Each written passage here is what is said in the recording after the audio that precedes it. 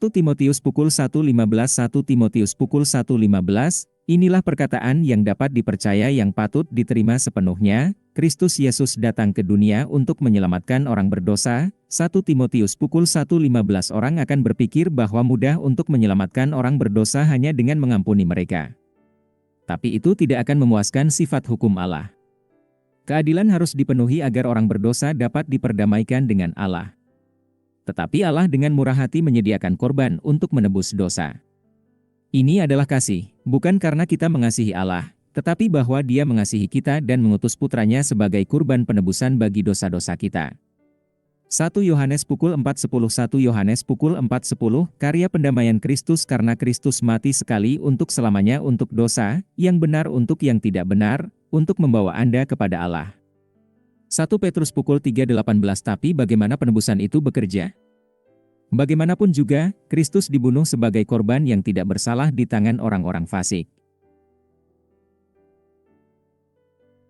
Berbicara kepada orang banyak di Yerusalem, Petrus berkata, "Orang ini diserahkan kepadamu dengan tujuan dan pengetahuan sebelumnya tentang Allah, dan kamu, dengan bantuan orang-orang fasik, membunuhnya dengan memakukannya di kayu salib."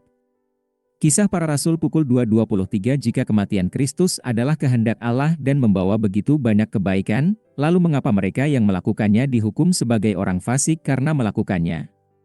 Saya ingat seorang ayah pernah mengingat bahwa dia telah memukuli putranya karena suatu kesalahan, yang kemudian dia temukan bahwa putranya tidak bersalah. Jadi dia memberitahu putranya bahwa lain kali dia melakukan sesuatu yang layak untuk dipukul, dia tidak akan mendapatkannya, karena dia sudah dipukul. Kita juga tahu bahwa ketika orang benar menderita ketidakadilan, Tuhan memiliki kompensasi untuk mereka. Jika kamu menderita karena berbuat baik dan menanggungnya, itu terpuji di hadapan Allah. Untuk ini kamu dipanggil, karena Kristus menderita untukmu, meninggalkan teladan bagimu, bahwa kamu harus mengikuti jejaknya. 1 Petrus 2:20-21 Jadi ketika orang benar, Yesus Kristus, menderita secara tidak adil, dia akan layak menerima upah yang besar. Namun demikian, apakah penderitaan itu cukup berharga untuk membayar bahkan untuk orang lain? Lagi pula, penderitaan Kristus hanyalah hitungan jam di kayu salib, bukan selamanya di neraka. Dan tidak tertulis, tidak seorang pun dapat menebus nyawa orang lain atau memberikan tebusan kepada Tuhan untuknya, tebusan nyawa itu mahal, tidak ada pembayaran yang cukup. Mazmur 49:7-8 juga tersirat dalam hal ini bahwa sebagai tidak pembayaran sudah cukup, maka seseorang tidak dapat cukup menderita dalam hidup ini untuk membayar dosa-dosanya, mengingat juga fakta bahwa hukumannya adalah penderitaan abadi. Perbedaannya adalah bahwa Yesus lebih dari seorang manusia. Karena pada mulanya adalah Firman, dan Firman itu bersama-sama dengan Allah, dan Firman itu adalah Allah. Oleh Dia segala sesuatu dijadikan. Firman itu telah menjadi manusia dan diam di antara kita. Yohanes 1:1-3-14 Jadi, sebagai putra Allah, penderitaannya dinilai jauh lebih tinggi daripada penderitaan manusia biasa.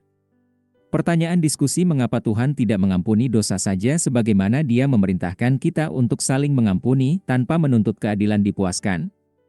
Dalam hal apa kematian Kristus merupakan hal yang baik dan hal yang buruk? Bagaimana kematian Kristus menebus dosa? Bagaimana itu bekerja? Berdasarkan Mazmur 49:7-8, dapatkah seseorang cukup menderita dalam hidup ini untuk membayar dosanya sendiri?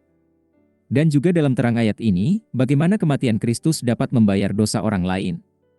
Pengakuan iman Tuhan Yesus Kristus Saya mengakui dosa-dosa saya, dan saya bertobat dari dosa-dosa saya, dan saya mengakui Tuhan Yesus Kristus sebagai satu-satunya dan cukup juru selamat hidup saya, menulis nama saya dalam buku kehidupan. Dalam Efesus 2:8-9 ada tertulis, "Karena kasih karunia kamu diselamatkan oleh iman, dan ini bukan dari dirimu sendiri, itu adalah pemberian Tuhan. Itu tidak berasal dari pekerjaan, jangan sampai ada orang yang menyombongkan diri." Efesus 2:8-9 Roma 10:9-10 Yaitu, jika kamu mengaku dengan mulutmu bahwa Tuhan Yesus, dan percaya dalam hatimu, bahwa Allah telah membangkitkan Dia dari antara orang mati, kamu akan diselamatkan.